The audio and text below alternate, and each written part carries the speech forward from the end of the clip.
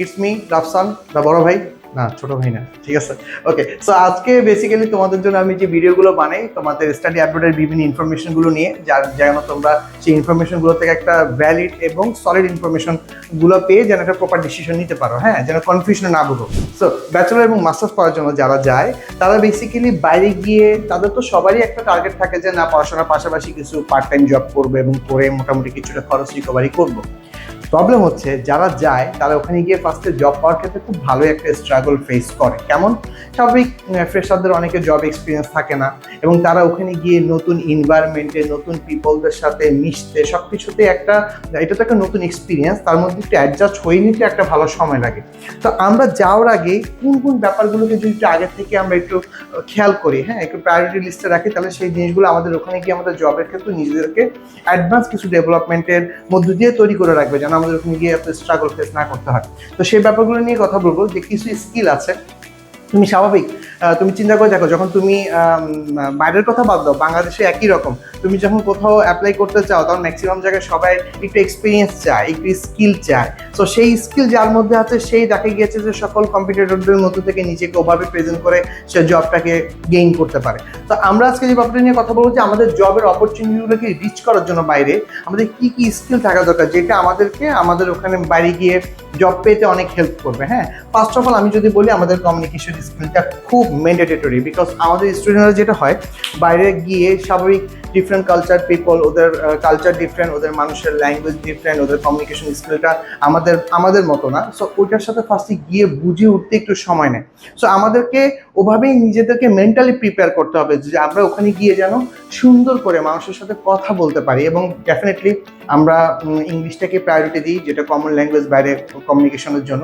তো আমাদের যদি ইংলিশে যদি আমাদের কথার যদি স্কিলটা যদি অনেক ডেভেলপ হয়, আমরা যদি তাদের সাথে খুব সুন্দর করে যদি ব্রিটিশ অ্যাকসেন্টে বা আমেরিকান অ্যাকসেন্টে যদি খুব সুন্দর করে যদি কথা বলতে পারি, তাহলে সেক্ষেত্রে তাদের সাথে আমাদের মিশাটা অনেক ইজি হয়ে যাবে। তো কমিউনিকেশন স্কিলের জন্য আমি সবাইকে বলি যে আমাদের ইংলিশে কথা বলার যে স্কিলটা, সেটার জন্য যেন সবাই নিজেকে আরো একটু খুব স্মুথলি ডেভেলপ করে, যেন কমিউনিকেশনটা করতে পারে।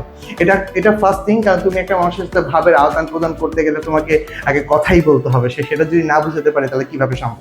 তো এই ব্যাপারটা। অ্যান্ড সেকেন্ড হচ্ছে যে সো নেটওয়ার্কিং স্কিল জিনিসটা কি, আমাদের মধ্যে যেটা হয় যে আমরা ম্যাক্সিমাম সময় বাইরে গিয়ে আমাদের মধ্যে নতুন মানুষের সাথে মেশা, এক্সপ্লোর করা, তারা কিভাবে অ্যাপ্রোচ করবে সব কিছুর সাথে নিজেকে একটু মিলিয়ে নিতে আমাদের সময় লাগে, এবং অনেক ক্ষেত্রে আমরা সেটা পারি এবং অনেক ক্ষেত্রে আমরা পারি না।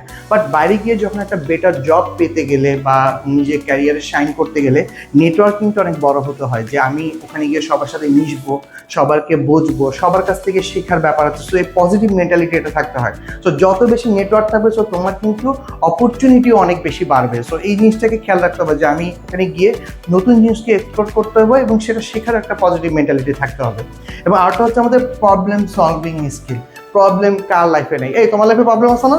হ্যাঁ আছে, আমার লাইফেও আছে। সো প্রবলেম কার নাই? তো এই প্রবলেমগুলোকে সলভ করার জন্য আমাদের পজিটিভ থাকতে হবে, কারণ সেখানে স্বাভাবিকত স্টুডেন্টরা গিয়ে একা সার্ভাইভ করে। সো তারা অনেক প্রবলেমও ফেস করে এবং জব অপরচুনিটির ক্ষেত্রে কাজ করতে গিয়েও তাদেরকে অনেক প্রবলেম ফেস করতে হয়। সো এই প্রবলেম সলভিং স্কিলটা খুবই ম্যান্ডেটরি, কারণ এটা ঠান্ডা মাথায় তোমাকে একা নিজেরই করে নিতে হবে। হ্যাঁ, সো এই প্রবলেম সলভিং এর ব্যাপারটাকে নিয়ে খুব ডিটেল ইনশাল্লাহ খুব আমাদের একটা রিসেন্টলি ভিডিও আসবে, সেখানে বাইরে গিয়ে আমরা আসলে অনেক প্রবলেম ফেস করি যাওয়ার পর থেকে, কালচারের সাথে, ওয়েদারের সাথে, আমি যদি বলি জবের সাথে, ফ্রেন্ডস মেক করতে গিয়ে, হ্যাঁ সব কিছুতে আমাদের অনেক রকম প্রবলেম ফেস করতে হয়, যেগুলো অনেকে বলে না। তো আমাদের কিছু এক্সপিরিয়েন্স স্টুডেন্টদের কিছু এক্সপিরিয়েন্স নিয়ে আমরা খুব একটা রিসেন্টলি একটা ওয়েবিনার করবো, যেটাতে তোমরা জানতে পারবে যে আসলে স্টুডেন্টরা কী কী প্রবলেম ফেস করে এবং তোমরা কী কী ব্যাপারে কেয়ারফুল থাকবা। সো প্রবলেম সলভিং স্কিলের একটাই প্লাস পয়েন্ট, এবং আমি যদি বলি এটাই মেইন পয়েন্ট, আমি যদি বলি সেটা হচ্ছে যে অলওয়েজ হাম্বল থাকতে হয় এবং সব কিছুতে খুব ঠান্ডা থাকতে হয়, এবং আমি যদি বলি ধৈর্যশীল যাকে বলে, হ্যাঁ এটা আর কি, এবং পজিটিভ মেন্টালিটি থাকতে হয়। অ্যান্ড আরেকটা হচ্ছে টিম ওয়ার্ক। কাজ করতে গেলে ডেফিনেটলি টিম ওয়ার্কটা খুব ম্যান্ডেটরি, কারণ আমরা যখন পুরোটা কোম্পানিতে কাজ করবো বা যেখানেই কাজ করি না কেন আমাদেরকে টিমের মধ্যে কাজ করতে হয়। সো আমরা যখন টিমটাকে বুঝতে পারবো, টিমের সাথে যখন আমরা কলাপ করে কাজ করতে পারবো, তখন সেক্ষেত্রে আমাদের জন্য ভালো। এটা আসলে একজন একজনের জন্য খুব হেল্পফুল হয়। এবং টিম ওয়ার্ক, অনেকে আছে যে কি একটু ইন্ট্রোভার্ট টাইপের, একা কাজ করতে পছন্দ করে বা একটু একা আলাদা থাকতে পছন্দ করে, বা সে তাকে একটু সবার সাথে ওরকম সবার সামনে ওরকম এক্সপোজ করতে পছন্দ করে না। বাট এইটা টিম ওয়ার্কের ক্ষেত্রে একটা অনেক বড় প্রবলেম। সো আমরা চেষ্টা করব যে টিম ওয়ার্কের সাথে মানে কি বলবো, মিশে গিয়ে যেন খুব সুন্দর করে আমাদের টাস্কগুলোকে কমপ্লিট করতে পারি। এবং টিম ওয়ার্ক যারা প্রপারলি করতে পারে তারাই কিন্তু পরবর্তীতে কিন্তু টিম লিডিং এর একটা ভালো স্কিল কিন্তু গেইন করে ফেলতে পারে সেখান থেকে।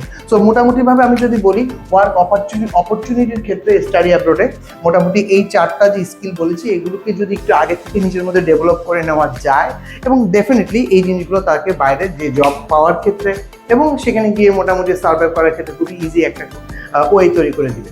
ঠিক আছে, সো আজকে এই পর্যন্তই, এবং ইনশাআল্লাহ আমাদের সামনে আরও স্টাডি অ্যাব্রোড রিলেটেড অনেক ইনফরমেটিভ ভিডিও আসবে। ঠিক আছে।